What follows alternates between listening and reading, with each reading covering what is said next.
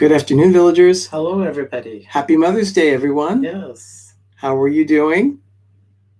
Let me go ahead and ask Doug directly. How are you doing? I'm doing okay. I'm doing pretty good too. Doing okay. Called my mom, took care of that. We've been calling his. Yeah.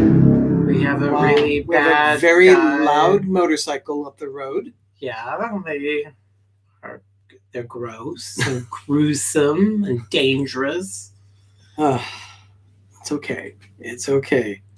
Let's say hi to people coming into the stream. Hello, Mike, Alyssa, Judy, Samantha. Great to have you all here.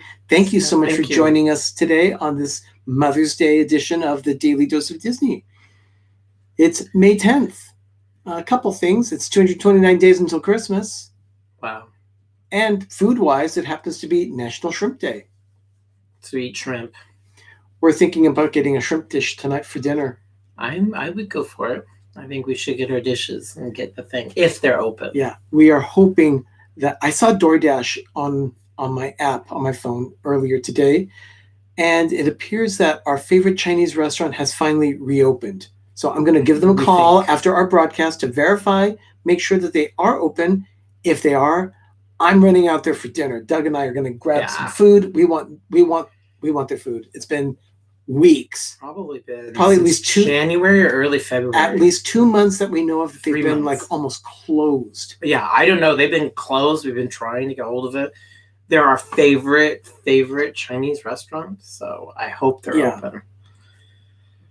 So we are hoping that they're hoping. And Cherie, Surfer Girl 326, Pam's Fam, Lee, and Fox hello there. Todd dropped a video this morning of snickerdoodles. I liked it. Yeah, the technique. How to bake snickerdoodles. Yeah, Todd, one thing that we really liked about that video was the fact that you drop the dough into the coating of sugar and cinnamon before you roll it, or even before you form the ball. That way you get some of the cinnamon inside the ball of the dough. Streaks. I thought that was a good idea. That's a great technique. I like that. I get it all around and then we pop them in. Hello, Tina. Welcome in. Good to have you here. So anyway, it's May 10th. Let's go ahead and get started with the Daily Dose of Disney. There's a lot here, so we can talk about some things. By the way, before I get started, I'll mention it here and then I'll mention it at the end of the stream.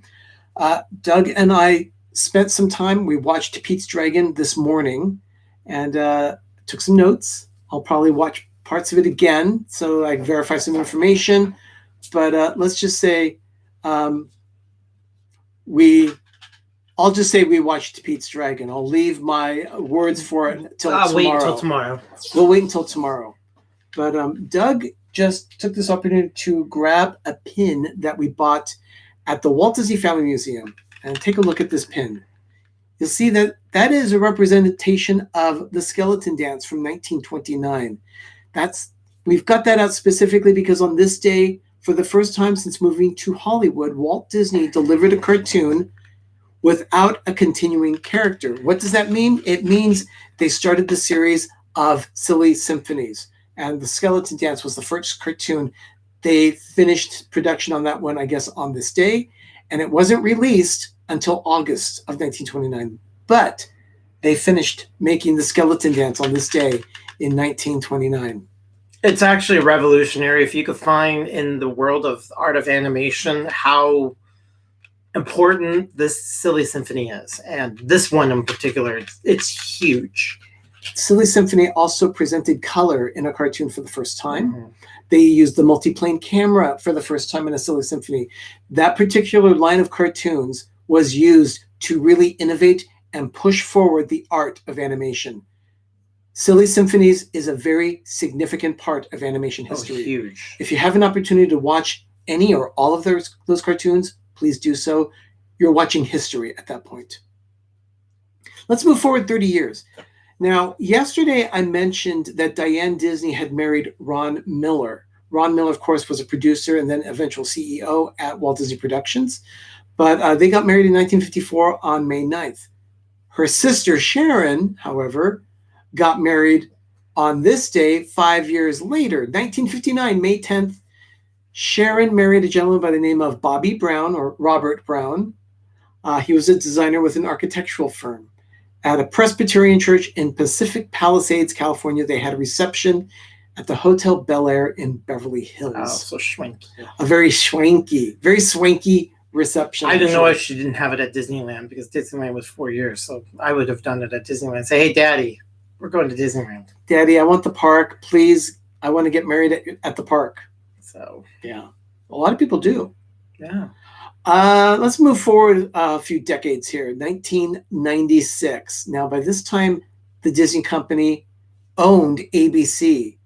So with that, they started doing synergy. I'm not a big fan of that word, but there's no other word that really describes what they did with this, where they would have all different parts of their company coming together. So they would get, writers would talk about something, and they would publish a book and talk about something else that has to do with the Disney company, or they would do some kind of filming. And in this case, that's what they did. They did some show recordings of two comedies that were running on ABC at this time. The shows Step by Step and Boy Meets World. And I'm sure that they ran back to back, probably on TGIF. That's usually when these television shows were on. And in this case, Step by Step and Boy Meets World aired episodes of Disney World. Step by Step was We're Going to Disney World, and Boy Meets World, the episode was called The Happiest Episode on Earth, The Happiest Show on Earth. And of course, both episodes took place in Walt Disney World. Most likely, I've never seen those episodes, but most likely they used the, I would say, the Magic Kingdom. Probably the Magic Kingdom, because again, when you already own everything, it's cheap to do. Yeah. And it's a good way to pimp your product. Pedal it. Yes, Todd, Topanga. And if you didn't know, Topanga is actually the name of a town in the valley of Southern California. In the San Fernando Valley, there is a town called Topanga. We've actually gone shopping in Topanga. They have the Topanga Mall. In Northridge. That's where I actually bought our very first iPhones on the day they came out in June 29th. June 29th, 2007, we bought our iPhones at the Northridge Mall in Northridge, California, very close to Topanga. Topanga, it's in that they call it. There's a Topanga. It's close to Topanga, but we had friends that would frequently shop in that area. So that's 1996. 2005. Oh, Cynthia, I love Cynthia. PTV. Welcome to the stream, Cynthia. 2005. There is a ceremony that took place before Disneyland opened that day. Now, anytime they were doing a special presentation for one of the employees, one of the bigger employees, we're talking mega important. In this case, it was Ollie Johnston, one of the 9 old men of Frank and Ollie. Frank and Ollie, the world famous Frank and Ollie. Doug has Ollie's signature. I have stuff. And in this case, Ollie, who was one of Walt's men and also a Disney legend, was the person being honored on this day. He was given a plaque about 100 people gathered at the New Orleans Square train station of the Disneyland Railroad. And they honored him who was a train enthusiast. They honored him. They presented a plaque to him from the Carolwood Pacific Historical Society. That was the train organization that was started as a result of Walt's Railroad, the Carolwood Pacific. And they presented him with a plaque on this day in 2005. That was just days. Actually, we had probably left maybe 2 days prior on that day. We probably left around May 8th or so, I think, after our vacation. We were there for the 50th anniversary start. Yeah, I think I knew about this, but it was a timing factor because, again, we did so much in 2005. Yeah. Oh, my gosh. We did. We were always at Disneyland in 2005. We were there for... But for this ceremony, we were not, of course, invited. No. It was for just specific people that were relative to that particular situation. Ollie had a small group of friends, and family and friends were invited. Like I said, it was only about 100 people that gathered at the train station there in New Orleans Square. 2006. Let's go to New York for this one. On this day, a play officially opened on Broadway. Another Disney property started. And I don't know that I would have chosen this as a Broadway musical. To me, it doesn't reek of a Broadway musical. The cartoon Tarzan had just been released in 1999, and Yeah. 90. they did a Broadway musical of Tarzan. I have never seen the show. I've never seen recordings of the show. I've just seen bits and pieces that they showed, like on the news, like for instance, on this day when the show officially opened at the Richard Rogers Theater in New York City on Broadway.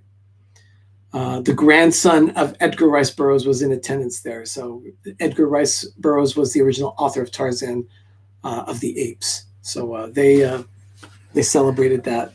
Of course, they had to get permission to use the property, but it didn't last long. I think it was critically flat. Some people hated it. Some people thought it was very entertaining, but I think it was one of Disney's weakest out of their Broadway canon. Yeah. Nothing's going to be Lion King. Yeah. But in this Beauty case, and the Beast. this particular show was very technically complicated. Yeah. Because Tarzan was actually swinging on vines at times. So, that's pretty dangerous stuff. But they managed to pull it off. 2008. This is at Hollywood Studios at Walt Disney World. They started previews on this day for Toy Story Midway Mania. Eventually they dropped the word Midway. Mm-hmm. Midway really works for the original ride, which opened at Disney California Adventure, because it was on the Midway. That's why it's called Midway Mania.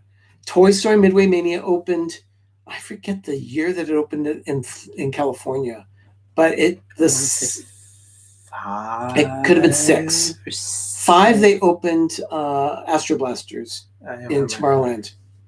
But in 2008, they opened at Hollywood Studios. There was a new attraction that was going to officially open on May 31st. So they did like a kind of a preview for pass holders and soft openings starting 3 weeks prior.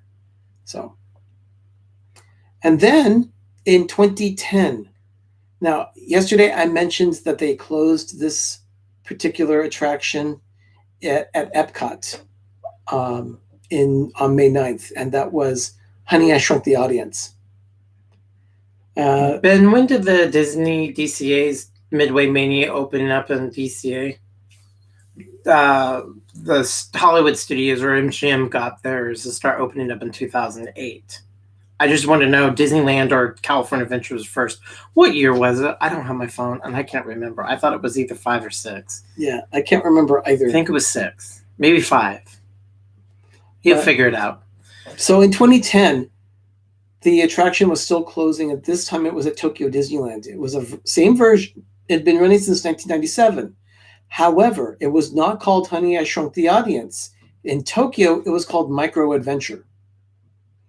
I'm not sure why that was, but it probably had something to do culturally as to saying that you shrunk the audience. That's probably a very negative connotation when transferred into Japanese or something like that. Cultural thing. But it's cultural. So, and then finally on this day in 2012, Disney costume designer Alice Davis. Now, she designed the costumes for It's a Small World.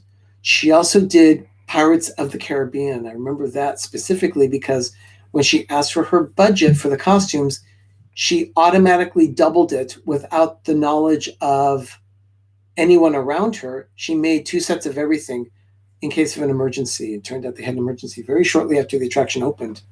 They almost had to shut down the attraction, but Alice went to a closet and said, "Oh, you mean replacement costumes like this?" She had made duplicates of everything just in case. And they never questioned Alice again on her budgets. No, you give her what she wants. Give Alice what she wants because she knows what she's doing. She is Mark Davis's wife, yes. Yeah. So, she's actually really cool. I actually got to sit and actually spend some time and meet her. I've talked to her. Very, very sweet person. Yeah, she was Mark's wife. In this year, in 2012, it opened at Hollywood Studios officially. Yeah, Ben. Same year. It opened before. It opened 3 weeks before at Hollywood Studios. DCA was 3 weeks later? It was 3 weeks later. They opened them up at the same time? I did not know that. I thought Disneyland's or California Adventure was first. Thanks, Ben. Oh. Okay, maybe it was a 2008 thing. There you go. They were open. They were building them at the same time. The one in California, though, they really had they had to fit it in because they had to fit underneath the roller coaster of what is now called the Incredicoaster. Incredicoaster, yeah. And they managed to do it. It worked. Anyway, Alice was honored on this day with a window, and the window is next to her late husband at that time, window on Main Street. If you look at Main Street at the Disneyana shop, about halfway down Main Street, you'll come to what used to be the Disneyana shop. And at my favorite junk store, I've spent thousands and thousands of dollars there. And so at that point, Alice's window was dedicated on this day. And the window's next to her husband, Mark. And that's just above the Disneyana shop along Main Street. It's now part of the location of Starbucks because they really expanded that whole thing. Yeah, it's sad. It's gone. So that's the information that I have for news and history for today. I'd like to thank moderators and also the support channels. I see Richard. Richard, welcome in. Hey, everyone. If you have not yet seen it, part 3 of the Orlando Guy's ongoing series, The History of Orlando. He dropped that this morning on his channel, The Orlando Guy. Go check it out. As a matter of fact, do yourself a favor. Start at the beginning. Start with part 1 and just go through to part 3. You won't regret it. Richard does some excellent research and they're beautifully produced. So do yourself a favor. Not just watch them, but go and subscribe to his channel and then watch them, like and leave a comment. So definitely, please do that. That would make me happy. And thank you, Mike, for dropping that link. Also, tonight on YouTube, I'm sure there's a lot happening, but I know none of my support channels are doing anything specific tonight, but go check out others at thelifeplace.com. Dean has all of our channels advertised on his website, and he has an ongoing calendar of exactly what's coming up next on the Disney YouTube network in our community. Speaking of what's coming up, we have the Disney Plus Movie Club coming up. And if someone could drop a link in the chat of the video that Richard produced for us, it's on Pepper Tree Villa right now. It is advertising the details of when it's coming. We are doing, thank you, Mike. That's right. The Life Place is doing a trivia game tonight. I forgot about that. Oh, great. More YouTube. Yeah, but please go check it out. There is a video advertising the Disney Plus Movie Club. We are going to be talking all about the 1977, I guess you could call it classic, Pete's Dragon. Stars people like Mickey Rooney, drunk as a skunk. Mm-hmm. That mopey kid also has Shelley Winters and the cast of Annie, dancing strumpets you see on the bar as well. Don't want to miss that. Mm-hmm. Thank you, Noah. So yeah, definitely the Disney Plus Movie Club is Monday night, 10 p.m. Eastern, 7 p.m. Pacific. Pay attention to the film. We'll be asking some questions, some trivia, but we are going to be doing a lot of discussion about that movie. I don't know how. I'm not going to render my opinion about it yet. You'll stay tuned till tomorrow and you'll hear all my opinions. Is it a thumbs up or is it a thumbs down? Well, we will find out tomorrow on the Disney Plus Movie Club. Peanut butter and banana pie. I can't help you with Disney Plus Movie Club. Oh, wow. See, Siri can't help me with the Disney Plus Movie Club, but I can. That's going to be tomorrow night, 10 p.m. Eastern, 7 p.m. Pacific here on Paper Tree Villa. Everyone, thank you so much for joining us for today's episode of the Daily Dose of Disney. We'll be back tomorrow with another edition. In case you haven't seen it, go check out some of the videos that we dropped. Ben dropped a video about Life with Ben. He talks about some musings.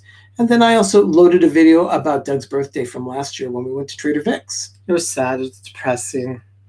Cynthia. Cynthia. Thank you. Thank you so much for that $1.99 super chat. That was very kind of you. Doug smiles.